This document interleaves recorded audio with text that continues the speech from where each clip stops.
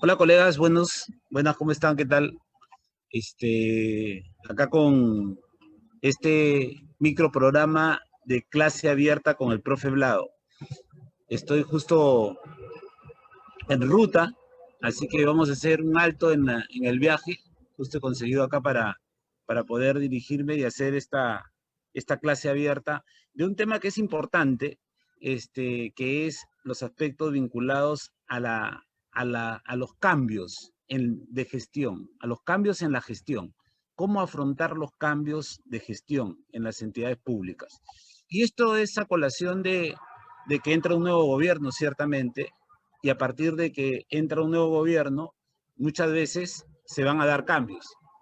Pero no hablo y no me refiero a la rotación de personal, sino me refiero principalmente a los cambios que se tienen que dar en torno a las características de nuevas políticas, nuevas reformas que se puedan estar queriendo implementar, la nueva política general de gobierno, que son consideraciones que hay que tenerlas en cuenta porque pueden generar ciertas lógicas de desarrollo diferente a nivel organizacional.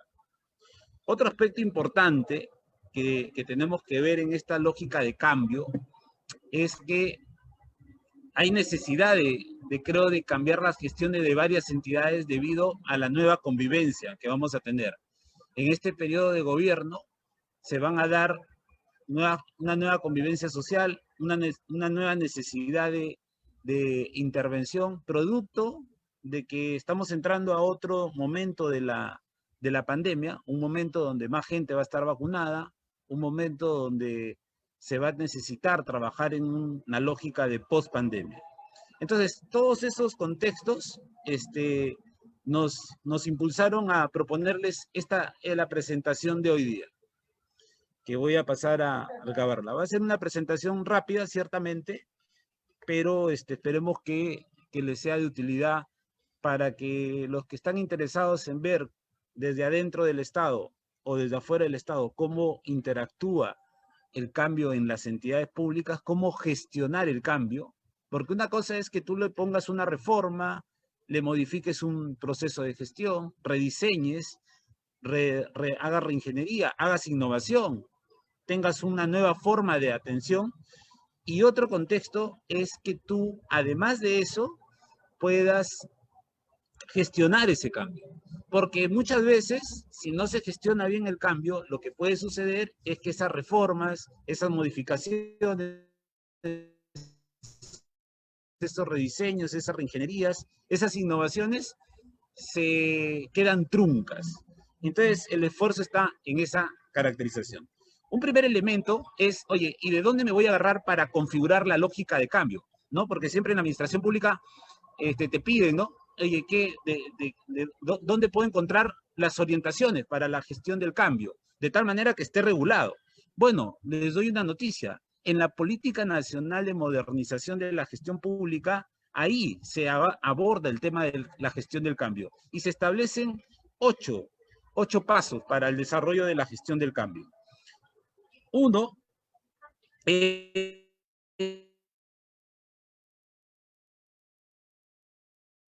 situación y el sentido de urgencia del cambio. Lo que se tiene que cambiar es el sistema de salud. El sistema de salud no puede seguir durante todo este periodo de gobierno que viene de la misma forma como ha estado.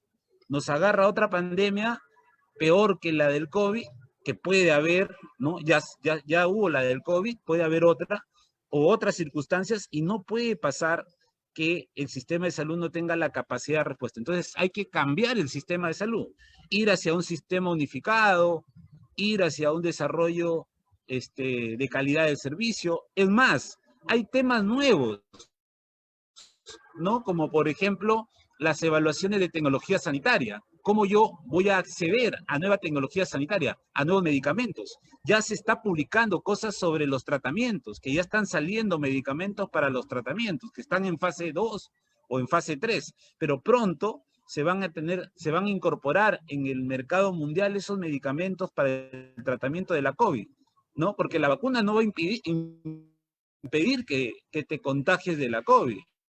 Lo que va a impedir es que te mueras o que tengas diríamos, una mejor capacidad de respuesta inmunológica al virus. Pero de todas maneras va a haber gente que se va a seguir contagiando.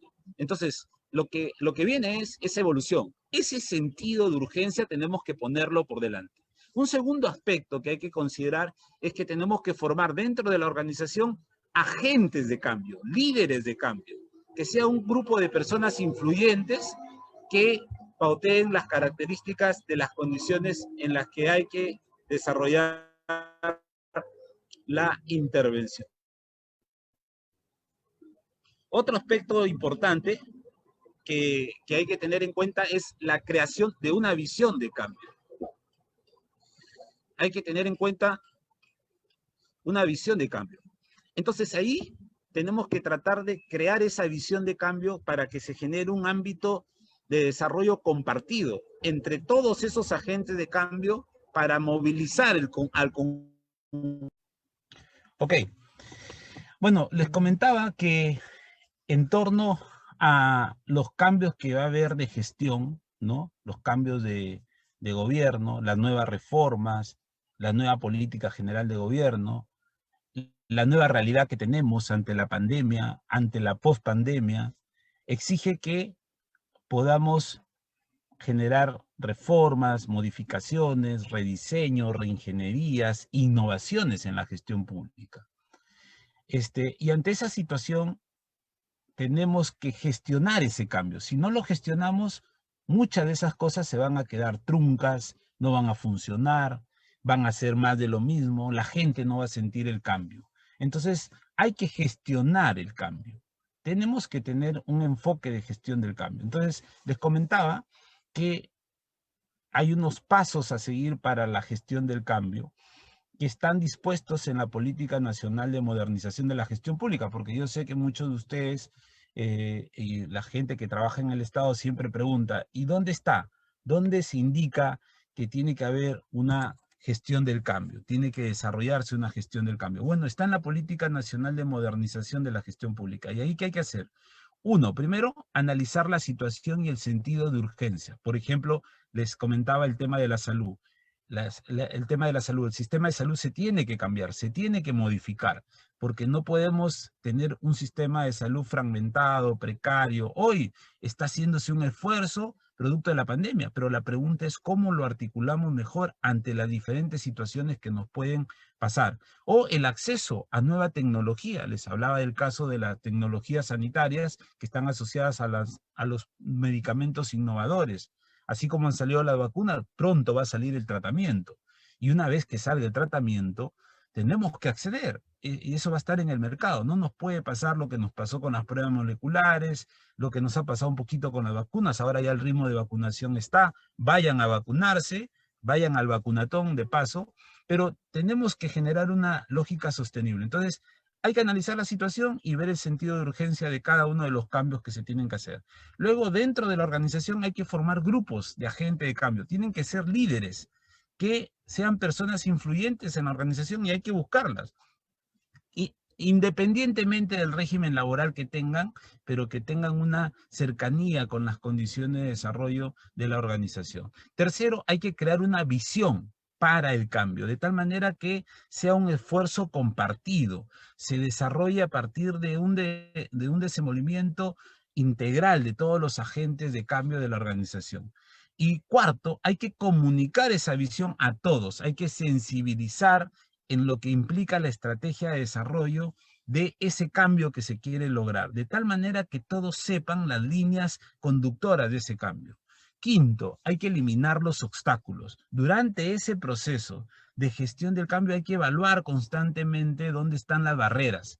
Para esas barreras, tratar de retirarlas. Identificar quiénes tienen mayores resistencias al cambio para ayudar a entender la importancia de esto y darles cuenta de los beneficios que se pueden tener. ¿Por qué la gente tiene incertidumbre al cambio? Porque se enfrenta a algo desconocido, algo que por primera vez va a ver, porque no quiere dejar su statu quo, ya lo maneja, ya lo controla, mal que bien, sabe qué tiene que hacer. Pero si tú le das la asistencia, la colaboración, la cooperación, el mejoramiento de sus capacidades y ven en eso una oportunidad para agilizar su trabajo, para hacer mejor su trabajo, para dar un mejor servicio, con seguridad no va a haber problemas de eliminar cualquier barrera que pueda existir.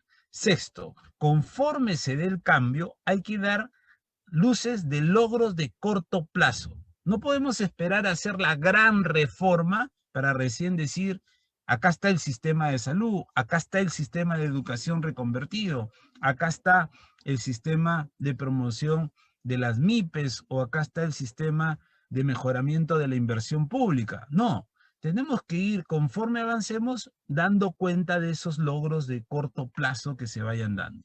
Y sobre eso, séptimo paso, hay que ir construyendo sobre el cambio que se va desarrollando. Ciertamente, los grandes desarrollos, sigo insistiendo con el sistema de salud diríamos, la necesidad urgente que tenemos y la incidencia en el interés público que existe.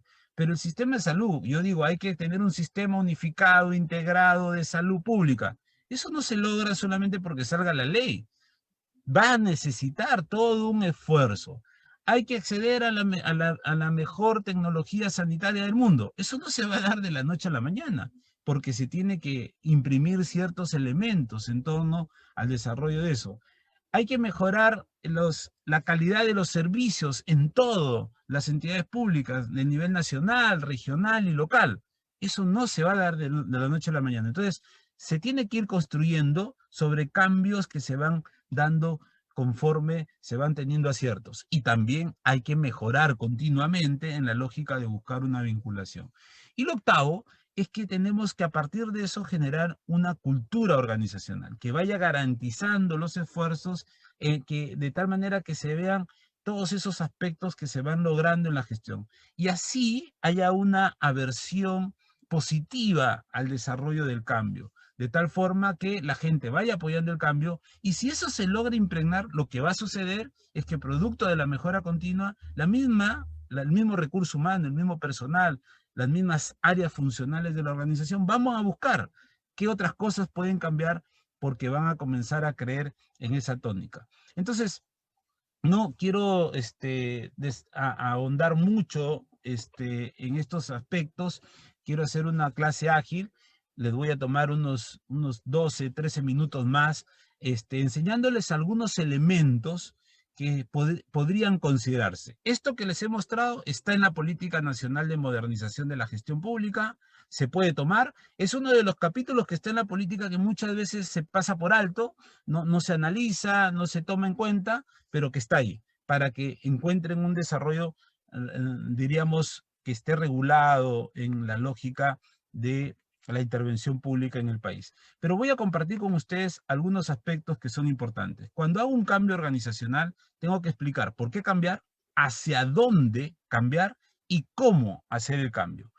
Sobre por qué cambiar, por qué se cambian las organizaciones. Primero, por un concepto de la labor de las personas, del poder que se tiene que hacer a partir de eso y de los valores, planteado en las necesidades que tienen las personas, en la colaboración y la razón y en el desarrollo de ir, diríamos, mejorando los aspectos burocráticos de la intervención. Luego tengo que tener en cuenta un medio cambiante, donde veo las transformaciones rápidas e inesperadas. Nos ha pasado con el contexto de la pandemia, aumentar el tamaño y la complejidad de las intervenciones. Muchas veces por la característica de la cobertura y la calidad de los servicios se tiene que hacer eso. Y luego está la diversificación y complejidad de la tecnología. Hoy tenemos más acceso a tecnología en los diferentes campos. Yo he hablado de la tecnología sanitaria, pero está la tecnología en el campo de las inversiones, por ejemplo, con nuevas formas de gobierno a gobierno, metodologías como el BIM. Está la tecnología asociada, por ejemplo, a las compras públicas. Hay, por ejemplo, metodologías de pago por resultados. Si yo recibo, si consigo un resultado, te pago. Ya hay países que están haciendo esas formas metodológicas. Y luego están las relaciones que tengo que conseguir entre las personas y los grupos para atender a las percepciones, a las creencias, a los valores, a la integración de aquellos estándares que nos permitan ir hacia un mejor desenvolvimiento de la intervención. ¿Hacia dónde cambiar? Entonces ahí el cambio se va a lograr a lo largo del tiempo. Yo tengo que lograr que ciertos liderazgos vayan moviendo a ciertos seguidores y vayan esos seguidores en el tiempo generando mayores gradientes de cambio. Los líderes ponen las pautas y los seguidores van afianzando esas pautas a lograr en menor tiempo posible cada vez un mayor nivel de cambio en las organizaciones. ¿Qué implica eso? Implica tener en cuenta que el cambio va a estar centrado en cambiar la cultura de la organización. Ahí va a estar el esfuerzo importante. Hay que entender todos los sistemas de relaciones dentro de los cuales las personas viven, las personas trabajan. Y cuando hablo de las personas, hablo de las personas que están dentro de la organización pública y las personas que están fuera, los beneficiarios, los actores involucrados, los actores de interés en torno a la intervención. Y luego todo este esfuerzo tiene que estar basado en los objetivos que haya definido la alta dirección. Si la alta dirección de las organizaciones no pone ese esfuerzo, ese énfasis, va a ser difícil realizar el cambio. Ahora, ¿qué tengo que tener en cuenta? La forma como voy a cambiar. En esa lógica, este contexto de hacia dónde debe ir el cambio. Hoy, en realidad, en el contexto, diríamos, de la acción pública, hoy ya estamos en esta ruta, ¿no? Esta es la ruta, ¿no? Estamos entonces cambiando la forma, la característica, las condiciones en las que tenemos. Por ejemplo, una vacuna duraba años en obtenerse. Hoy se han obtenido en menos de un año. Ya se ha comenzado a vacunar, ¿no? O casi un año después se ha comenzado a vacunar. Hablo de la COVID, ¿no? Eso es porque los cambios ahora son más intensos. Antes, efectivamente, en mucho tiempo, pasaba mucho tiempo y era poco el cambio que había, ¿no? Poco el cambio que había. Esa era la realidad anterior. Hoy no, hoy tenemos una nueva realidad. Hoy lo que está pasando en nuestra realidad es que si yo analizo esta línea de cambio, que es la que está pasando, en poquísimo tiempo, en muy poco tiempo, colegas, en muy poco tiempo, ¿qué se está generando? Mayores niveles de cambio y significativos. ¿Ah? Esa es la realidad que tenemos hoy. Esa realidad que tenemos hoy en el mundo, el Estado tiene que prepararse a esa realidad. Por ejemplo, un esfuerzo que tiene que hacer el Estado es de toda la transformación digital. Bueno, no es solamente colocar un aplicativo y decir, ya, hágase el aplicativo o hágase el sistema. No, cómo la gente va a actuar, cómo va a interactuar, cómo va a desarrollar, cómo va a hacer que el desenvolvimiento sea óptimo, pensando siempre en el ciudadano. Entonces, esa lógica de desenvolvimiento del cambio es la que tenemos que estar siempre atentos al desarrollo. En ese contexto, ¿a qué nos vamos a someter?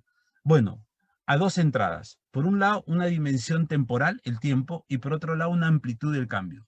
Entonces, en la dimensión temporal tenemos una lógica de actuar de manera reactiva ante una situación o de manera anticipatoria. Bueno, en la pandemia estamos actuando ante una manera reactiva. Nos agarró la pandemia y reaccionamos. ¿Qué debe pasar? Debemos ir hacia un enfoque anticipatorio. Y en la amplitud del cambio, el cambio o es incremental, se va dando inercialmente, o es estratégico. Entonces, dependiendo las características, ¿dónde yo me debo tratar de encontrar en la lógica de cómo ir hacia el cambio? Debo tratar de hacer que la organización se mueva acá, en este contexto de recreación. Actuar de manera anticipatoria a lo largo del tiempo y de manera estratégica, de tal manera que vamos recreando las condiciones en las que se tiene que desarrollar ese cambio. Pero bueno, ese es el esfuerzo que tienen que imprimir las organizaciones. O sea, ahora los que entren al Estado en esta fase de gobierno que se viene, y luego vienen los cambios en el gobierno regional y local, deberían tener en cuenta estas aproximaciones. Luego está la magnitud del cambio que se quiere lograr. Ahí interesan dos elementos. Una, las categorías de cambio, y dos, la magnitud del cambio. En las categorías hay dos. O el cambio se planifica o el cambio no se planifica. Se hace una planeación del cambio o no se hace la planeación del cambio.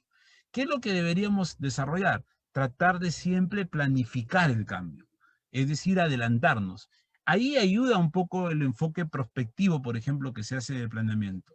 Y en la magnitud podemos ir en lo planeado, que es la ruta que debemos seguir. O sea, la ruta óptima que debemos seguir en este caso es esta, ¿no? La ruta del desarrollo, la transformación y el aprendizaje que vaya adquiriendo la organización. Si ustedes no hacen eso, se van a enfrentar a la otra ruta, la no planeada. Van a tener que evolucionar porque la circunstancia los lleva. Van a tener que hacer enfoques diametrales y en una noche van a tener que aprender lo que no han aprendido en toda una vida. Pasa eso, pero el coste de transacción de los errores, de una mala gestión, de la ineficacia, de la ineficiencia y de usar malos recursos y equivocarse a cada rato es alto.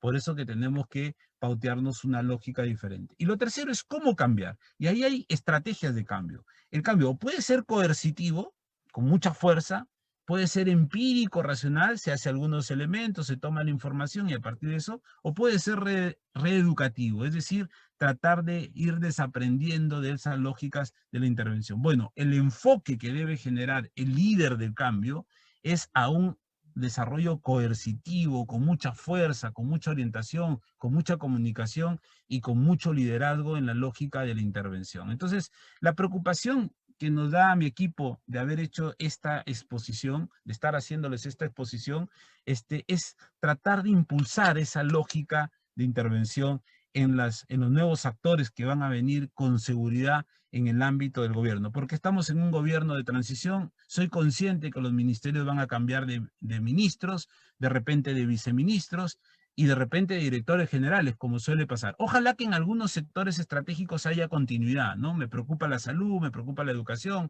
me preocupa la economía del país, pero en otros sectores seguro que va a haber cambios. Y además, las personas que se queden van a tener que cambiar, porque van a tener ya una visualización de transición y emergencia. Un gobierno de transición y emergencia ve el cortísimo plazo, pero un gobierno que ya va a entrar a tener 5 años de gestión no puede ver el corto plazo. Y más aún con lo que nos ha pasado, tenemos que ir a un mayor nivel de desarrollo.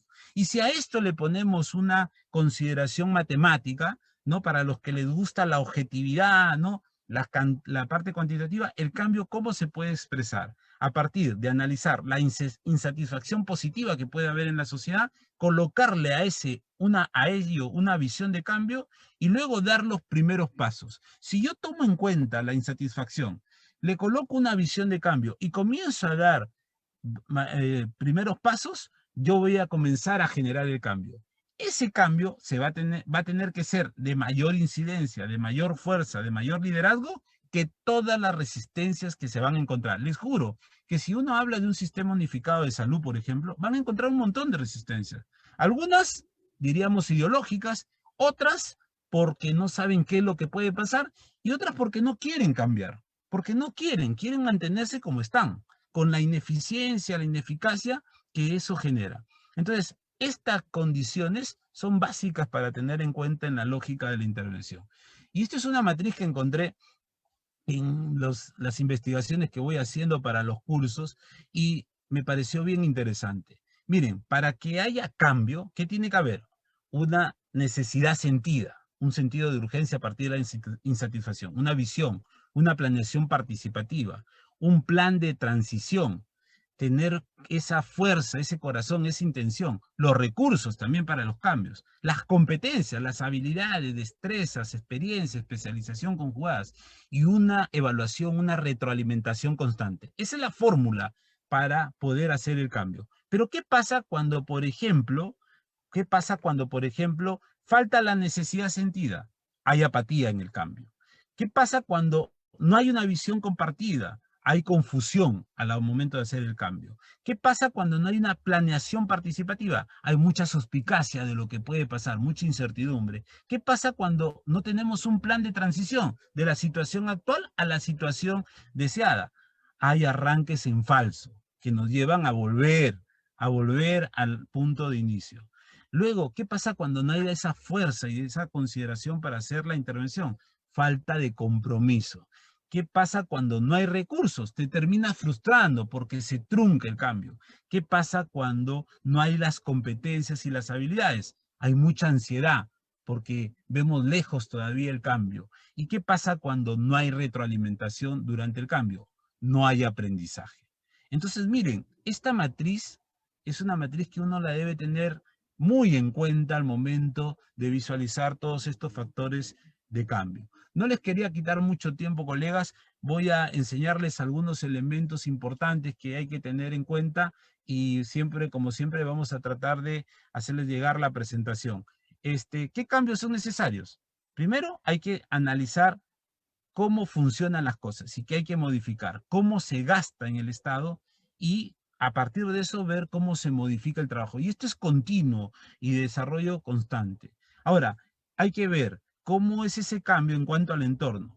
Por ejemplo, cómo se expone esto en el contexto del mercado, del desarrollo de la sociedad, del intercambio de los bienes y servicios, la legalidad, la política, qué incidencias tiene. Y en cuanto a las transacciones, hay que ver la lógica coercitiva de los mandatos que se pueden poner en torno a las características de la autoridad que tiene el Estado, la imposición de políticas, estar sometido, siempre ese cambio va a estar sometido al escrutinio público y ver cómo yo manejo esos bienes públicos, teniendo en cuenta que en el contexto de los cambios, de los procesos y de las estructuras internas vamos a encontrar complejidad, vamos a encontrar menos autonomía, se va a tener menos poder para la innovación, búsqueda de los incentivos y mucho apego a la generación de desarrollo, generación de riqueza. Esas búsquedas van a ser constantes en la lógica de la intervención. Y en ese contexto, ¿qué puedo hacer para poder pautear la lógica de desarrollo del elemento de cambio en las organizaciones? Tener un buen análisis del sistema organizativo, ver la percepción de las necesidades de cambio y a partir de eso planificar, decidir, implementar, pero siempre en una lógica de esa implementación de evaluación y control para generar la retroalimentación y ir cada vez hacia nuevos sistemas de actuación. Y en el Estado, pues, el Estado va a necesitar analizar si va a generar ciertas reformas o no, esas reformas van a ser de carácter administrativo o de modernización de los servicios y a partir de eso ir viendo cómo se va pauteando las características de la reforma y la consecución de esas reformas. En el contexto de las organizaciones, bueno, hay dos modelos que se van a tener que valorar. El modelo burocrático weberiano, que es, diríamos, el modelo tradicional, que ya está desfasado, y el modelo de la nueva gerencia pública, de la gestión orientada en los resultados, de la reinvención de la gestión. Y esos dos modelos se van a tener que contrastar. La lógica es que ahora, con las nuevas normas del sistema administrativo de modernización de la gestión pública, el enfoque está en el énfasis de desarrollar la gestión orientada en los resultados. Entonces, en ese contexto tenemos que abordar el cambio. Y por eso hay ciertos modelos convencionales del desarrollo del cambio, como es, por ejemplo, de incorporar nueva visión en la organización, cambiar las actitudes, cambiar las conductas y comenzar a mejorar los rendimientos de las organizaciones para ir reforzando todos los programas de cambio que se van haciendo y ir encontrando el éxito que vaya retroalimentando todo ese esfuerzo de visión. Algunos principios para el desarrollo de esa administración del cambio es tratar de dirigir sistemáticamente el lado humano. Es importante, las personas son importantes en el cambio. Son las que finalmente, si no quieren cambiar, en realidad pueden frenar y truncar ese esfuerzo. Empezar por la cima, tener bien clara la decisión de la alta dirección, involucrar a todos los niveles organizacionales de la intervención, evaluar el terreno, el campo de acción de la intervención, hacer el caso formal, es decir, formalizar toda la intervención para ir afianzando y posicionando el cambio, crear propiedad sobre lo que se va consiguiendo, comunicar el mensaje y todas las condiciones que se van obteniendo, dirigir la cultura organizacional para que sea asertiva al cambio, prepararse para lo inesperado. Ciertamente, cuando uno hace el cambio, se va a presentar a situaciones que antes no había sufrido. Entonces hay que tener toda una contingencia en torno a eso. Y tratar de siempre comunicar, hablar con los equipos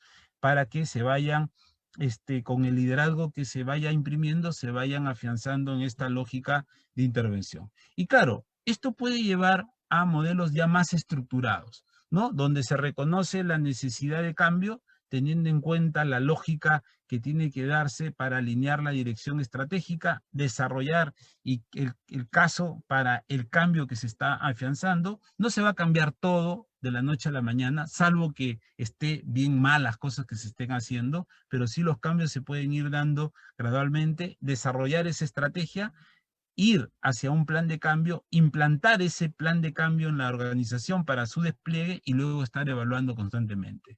Y en cada uno de estos aspectos, lo que siempre se recomienda es aumentar el compromiso, aumentar el compromiso, aumentar el compromiso para generar esa dinámica con bastante comunicación. Si no comunicamos lo que queremos hacer, los cambios que queremos desarrollar a los usuarios externos, a los beneficiarios, destinatarios externo de los servicios y a los que están adentro de la organización, vamos a tener problemas para poder potenciar la lógica de la intervención. Y no nos olvidemos que lo que les he presentado es un análisis asertivo hacia esas lógicas de cambio, de que hay modelos, de que hay metodologías a partir de conceptos y de que hay inclusive fórmulas para poder potenciar el cambio. Pero lo que está escrito en la norma peruana es lo que aparece en nuestra Política Nacional de Modernización de la Gestión Pública desde el año 2013, en un decreto supremo que es de obligatorio cumplimiento de todas las entidades en los 3 niveles de gobierno, porque está en una política nacional. Y eso es lo que dice el artículo 4 de la LOPE. Todo lo que está en una política nacional es de obligatorio cumplimiento de los 3 niveles de gobierno. Entonces, las personas que entren al nuevo gobierno y que quieran generar mejoras, reformas, innovaciones, reingeniería, rediseños, modificaciones pequeñas que van a llevar a cambiar la lógica de la intervención, tienen en la política de modernización, colegas, amigos, amigas, una forma de gestionar el cambio.